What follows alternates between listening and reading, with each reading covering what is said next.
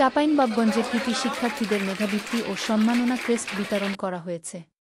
আপনারা দেখছেন সমাজের চিত্র টিভি সংবাদ। ফয়সাল আজম অপুর ভিডিও চিত্রে দেখুন বিস্তারিত। চাঁপাইনবাবগঞ্জের সদর উপজেলার রানীহাটি ইউনিয়নের ঐতিহ্যবাহী বিদ্যাপীঠ রামচন্দ্রপুরহাট ড্রিম একাডেমির আয়োজনে 2024 সালের কৃতি শিক্ষার্থীদের মেধাবৃত্তি ও সম্মাননা ক্রেস্ট বিতরণ করা হয়েছে।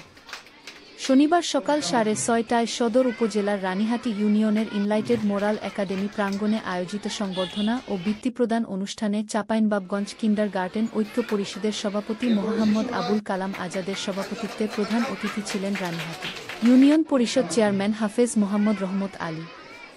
বিশেষ অতিথি ছিলেন কৃষ্ণগোবিন্দপুর ডিগ্রি কলেজের সাবেক অধ্যক্ষ মোহাম্মদ নূহ আলী, রানীহাটি ডিগ্রি কলেজের অধ্যক্ষ মোহাম্মদ আবুল বাশার, আব্দুল মতিন মাস্টার, বিশিষ্ট সাংবাদিক ফয়সাল আজম অপু, শহীদুল ইসলাম মাস্টার প্রমুখ।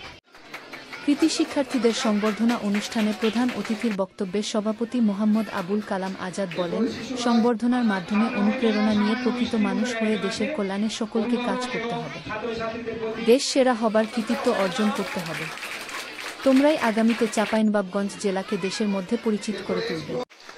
তিনি আরও বলেন, সার্টিফিকেট অর্জন করাই প্রকৃত শিক্ষা নয়, আমাদেরকে প্রকৃত শিক্ষায় শিক্ষিত হতে হবে।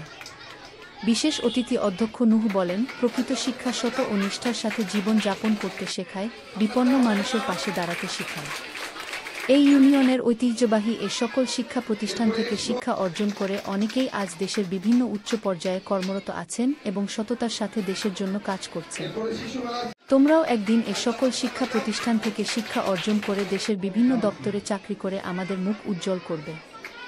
এ সময় অতিথিদেরও সংবর্ধিত করেন বিদ্যালয়ের আয়োজক কর্তৃপক্ষ।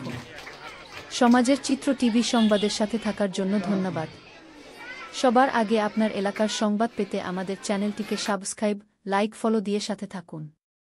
পরবর্তী সংবাদ শোনার আমন্ত্রণ রহিল।